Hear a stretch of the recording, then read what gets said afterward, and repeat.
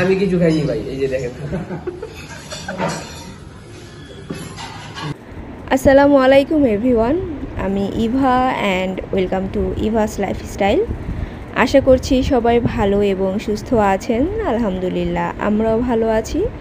তো বরাবরের মতো আরও একটি নতুন ব্লগ আপনাদের সাথে শেয়ার করতে যাচ্ছি। আশা করছি আমার আজকের ব্লগটিও আপনাদের কাছে ভালো লাগবে। আজকের ব্লগটি কিন্তু অনেক আগে আপ দেওয়ার কথা ছিল, কিন্তু দেশের পরিস্থিতির কারণে সেটা আর হয়ে ওঠেনি। তো এতদিন পর আমার আর এই ব্লগটা আপ দিতে ইচ্ছে করছিল না, কিন্তু একটা মাত্র কারণে আমি আপ দিচ্ছি আর কি। আর সেটা হচ্ছে আমার ছোট ভাই, কারণ আমার ছোট ভাই যেহেতু আমাদের সাথে ফার্স্ট টাইম মানে দেশের বাইরে গিয়েছে, তো আমি চাচ্ছিলাম যে বেশ কিছু ক্লিপ একসাথে করে একটা মেমোরি ক্রিয়েট করার জন্য। আর মেমোরি ক্রিয়েট করে রাখার সবচেয়ে বেস্ট অপশন হচ্ছে ইউটিউব, যেটা আমি সবসময় আপনাদেরকে বলে থাকি। আর এই যে দেখেন লিয়ানার মামুলাল কিন্তু লিয়ানার ভিডিও করাতে পুরোই ব্যস্ত। তো লিয়ানার জন্য এটা সবচেয়ে বেস্ট একটা ট্যুর ছিল, যেহেতু তার মামুলাল তার সাথে ছিল। আমরা গিয়েছিলাম হচ্ছে ভিক্টোরিয়া মেমোরিয়ালে, আর সেখান থেকে ব্যাক করে লাঞ্চ করতে চলে এসেছি ভোজ কোম্পানিতে। তো দেশের বাইরে গেলে কেন জানি মানে ভাতের ক্ষুধাটা বেশি লাগা শুরু করে দেয়। ঘরে থাকলে কিন্তু তেমন একটা ভাত খেতে একদমই ইচ্ছে করে না, মনে হয় সারাক্ষণ এটা সেটা ফাস্ট ফুড, তারপর হচ্ছে বিরিয়ানি, এই টাইপের খাবার খাই। কিন্তু মানে ঘরের বাইরে গেলে, রেস্টুরেন্ট হোক কিংবা দেশের বাইরে হোক গেলে কেন জানি সারাক্ষণ শুধু ভাতই খেতে ইচ্ছে করে। এই প্রবলেমটা কেন হয় অ্যাকচুয়ালি আমি এখনও পর্যন্ত বুঝে পেলাম না। তো যাই হোক, এটা হচ্ছে অন্য আরেক দিনের একটা ক্লিপ। তো আজকে আমরা এসেছি হচ্ছে যে ইকো পার্ক আছে সেইখানে। তো ইকো পার্কে এর আগেও আমরা এসেছিলাম, তবে ভিতরে ঢুকিনি। ইকো পার্কের বাইরে যে সারাউন্ডিং প্লেসটা আছে সেটাতে ঘুরেছিলাম। তো এবার আমরা ভিতরে ঢুকেছি। তো ভিতরে ঢুকলেও আমরা কিন্তু পুরোটা ঘুরে দেখতে পারিনি, কারণ এত বড় পার্ক যে পায়ে হেঁটে পুরোটা ঘোরা একদমই ইম্পসিবল ছিল। তাছাড়া হচ্ছে মানে RM বারবার বলছিল যে এখানে একটা মানে কি বলে সেটাকে, আইফেল টাওয়ার আছে। মানে আমরাও সেটা দুষ্টুমি করে বলি যে গরিবের আইফেল টাওয়ার। তো সেইখানে যাওয়ার জন্য অস্থির হয়ে গিয়েছে, কারণ এর আগের বার নাকি তার ওই জায়গাটা অনেক ভালো লেগেছিল। তো ওর কারণে হচ্ছে পুরোটা ঘোরা হয়নি। তবে এই জায়গাটাতে আমরা অনেকক্ষণ স্টে করেছি, কারণ এই প্লেসটা আমাদের কাছে অনেক ভালো লাগছিল। তো এই হচ্ছে সেই আইফেল টাওয়ার। তো এখানে একটা মানে এবার দেখলাম যে বেশ কিছু রেস্টুরেন্ট হয়েছে ধাবা স্টাইলের। তো রোড সাইডে এইরকম মানে চেয়ার টেবিল টাইপের এখানে বসে আমাদের কখনো কোনো কিছু খাওয়া হয়নি। তো ভাবলাম যে কেননা এখানে বসে কিছু একটা খাওয়া যায়। তো আমরা লাস্সি অর্ডার করেছিলাম। তো এখানে বসে মানে খাওয়ার এক্সপিরিয়েন্সটা একটু অন্যরকম লাগছিল আমাদের কাছে, বেশ মজা, মানে কেমন একটা ফিল পাচ্ছিলাম।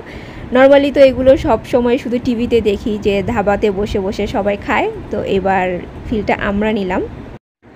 তো হোটেলে ব্যাক করার পর আর ডিনার করার জন্য বাইরে যেতে ইচ্ছে করছিল না, এর জন্য আমরা হোটেলেই আমাদের ডিনারটা অর্ডার দিয়ে দিয়েছিলাম। তো এখানে কিন্তু আমরা 3 জনের খাবার অর্ডার দিয়েছি, কিন্তু কোয়ান্টিটি এত পরিমাণ যে 3 জনের খাবার কিন্তু 6 জনে অনায়াসে খাওয়া যায়। যেমন এখানে হচ্ছে আমরা চিকেন বিরিয়ানি অর্ডার দিয়েছি। তো প্রত্যেকটা হাঁড়ির মধ্যে 2 পিস চিকেন, তারপর একটা ডিম, 2টা আলু এরকম করেছিল। তো খাবার হচ্ছে আপনার যেমন রিজনেবল এখানে, তেমনি কোয়ান্টিটিও অনেক দেয়। তো যাই হোক, এটা হচ্ছে তার পরের দিন বলতে এই ক্লিপটা হচ্ছে আমরা যখন কলকাতাতে গিয়েছি তার পরের দিনের ক্লিপই, কারণ আমরা তো একটা মানে কাজে গিয়েছিলাম কলকাতায়। সো ওই কাজটা সেদিন করতে পারিনি দেখে ভাবলাম যে একটু স্মার্ট বাজারে গিয়ে ঘুরে আসি। আর কলকাতায় গেলে আমার কাছে স্মার্ট বাজারে যেতে সবচেয়ে বেশি ভালো লাগে, কারণ মানে কম প্রাইসে এত সুন্দর সুন্দর জিনিস পাওয়া যায়। তো আমি সেখানে যাওয়া মাত্রই মানে ভিডিও করা শুরু করেছি। তো RM আমাকে বলছে যে তুমি না মানে কতদিন আগে যে আসলে, কয়েক মাস আগে, তখনই তো ভিডিও করেছো, আবার কেন ভিডিও করছো? তো ভাবলাম যে আসলে তো তাই, তো একই জিনিস বারবার রেকর্ড করার তো কোনো মানেই হয় না। তাই জাস্ট কয়েকটা ক্লিপ নিয়ে আমি অফ করে দিয়েছিলাম, আর কোনো কিছু রেকর্ড করিনি। তো প্রাইসগুলো রিজনেবল দেখে আমার ভাই কিন্তু সারাক্ষণই বলছে যে আপু এটা নাও ওইটা নাও। তবে এই টাইপের কাচের জিনিসপত্র আমি অত একটা বেশি মানে পছন্দ করি না, কারণ এয়ারপোর্টে যেভাবে লাগেজগুলো ফেলে মানে খুবই মানে সম্ভাবনা আছে যে ভেঙে যাওয়ার। তাই আমি মানে এগুলো যত কম আনা যায় সেই চেষ্টা করি। আর এই যে স্কাল মগ, এই মগটা দেখে আর আমার ভাই কিন্তু পাগল বানিয়ে ফেলেছে, বলছে যে আপু এটা নাও, buy one get one free আছে। আমি বলছিলাম এটা দিয়ে কি করব, বলে কি আমাকে ড্রিঙ্কস বানিয়ে দিবে, মানে আমাকে দিয়ে এটা নেওয়ালই। তারপর এখানে হচ্ছে খুব সুন্দর সুন্দর কিছু মানে জার পাওয়া যাচ্ছে। তো আমি যে লাস্টবার যে জারগুলো কিনেছিলাম আমি সেটা খুঁজছিলাম, ভাবলাম যে এবার পেলে বেশ কিছু নিয়ে যাব, তাহলে পুরো টোটাল একটা সেট হয়ে যাবে আমার কিচেনের ক্যাবিনেটে রাখার জন্য। বাট আনফর্চুনেটলি আমি সেই জারগুলো পেলাম না। আর বাকি যেটা দেখছিলাম পছন্দ হয়েছিল সেটাতে আবার হচ্ছে প্লাস্টিকের মানে ঢাকনা, তাই আর নেইনি। আর এখানে হচ্ছে আমার এই মশলা জারটা খুব পছন্দ হয়েছিল, তা আমি ভাবলাম যেহেতু প্লাস্টিকের এর জন্য নেইনি, কিন্তু এখন দেখে আফসোস লাগছে, কারণ আমি যে স্টিলেরটা ইউজ করি ওইটা অনেক সময় দেখা যায় জং ধরে যায়। তো মনে হচ্ছিল যে কেন নিয়ে আসলাম না, নিয়ে আসলে হয়তো বা ভালো হতো। আচ্ছা, আমরা কলকাতাতে ছিলাম তো 7 দিন, আর এই 7 দিনে কিন্তু আমরা অনেক কিছুই করেছি।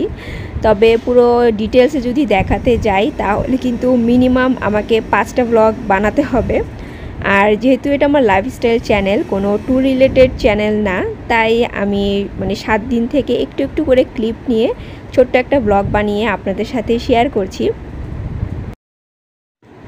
কলকাতায় যাব আর ওয়াও মোমো খাবো না, এটা তো একদম হতেই পারে না। অ্যাকচুয়ালি শুধু এখানে বলে কথা না, আমি যেখানেই যাই না কেন লিস্টে যদি কোনো মোমো দেখি সেটা আমার ফার্স্ট প্রায়োরিটি থাকে। তো এখানে এসে আমি বেশ কয়েকবার মোমো খেয়েছি, তো আমি তো পারি না অলমোস্ট প্রতিদিনই এখানে এসে মোমো খাই। বাট আমার সাথে তো যারা ছিল তারা তো আর অত বেশি মোমো লাভার না, তাই আর অত বেশি এখানে এসে খাওয়া হয়নি।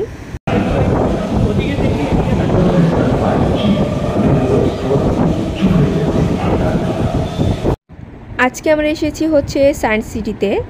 যদিও ভিক্টোরিয়া মেমোরিয়াল আর ইকো পার্কে গিয়েছিলাম ইমনের জন্য, তবে সায়েন্স সিটিতে এসেছি কিন্তু লিয়ানার জন্য।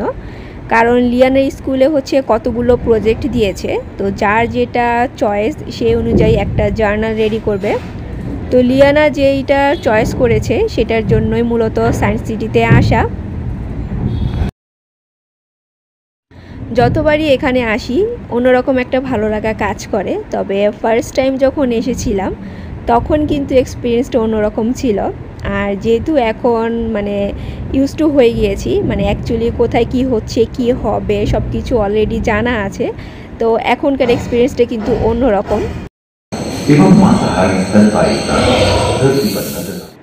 ডার্ক রাইড শেষে আমরা একটা শো দেখেছি, তো শো দেখা শেষে যেখান দিয়ে বের হতে হয় সেখানে মূলত এই জায়গাটা পড়ে। যারা সায়েন্স সিটি গিয়েছেন তারা তো জানেন। তো এই জায়গাটা মানে বরাবরই দেখতে আমার কাছে ভীষণ ভালো লাগে, কারণ মাটি দিয়ে এত সব সুন্দর সুন্দর জিনিস মানে এখানে বানানো, আর কিছুক্ষণ দাঁড়িয়ে মনোযোগ দিয়ে দেখলে মনে হয় যে সত্যি সত্যি হয়তো বা মানে কেউ এখানে বসে কাজ করছেন। একদম এত বেশি রিয়েলিস্টিক মনে হয় আমার কাছে, মানে খুবই নিখুঁতভাবে সব কিছু বানানো।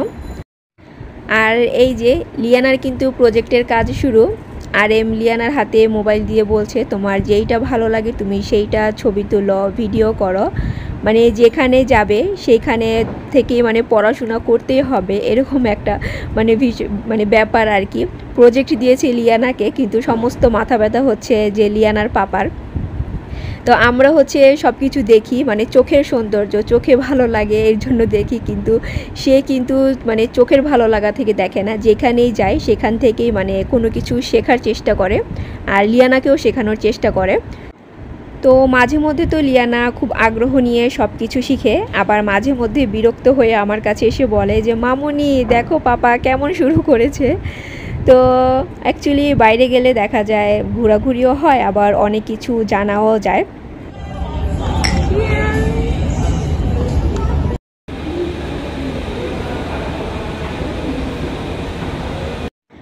আজকে হচ্ছে 21 জুলাই আর আজকে আমরা দেশে ব্যাক করছিলাম। তো দেশে যখন ব্যাক করছিলাম তখন কিন্তু কারফিউ ছিল, তো টেনশনও হচ্ছিল যে কিভাবে বাসায় ব্যাক করব এয়ারপোর্ট থেকে। তো যাই হোক, সব কিছু আলহামদুলিল্লাহ পারফেক্টলি ছিল।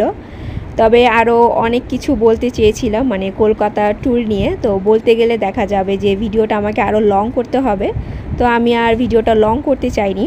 সো আশা করছি আমার আজকের ব্লগটিও আপনাদের কাছে ভালো লেগেছে। Take care and always love yourself. আল্লাহ হাফেজ।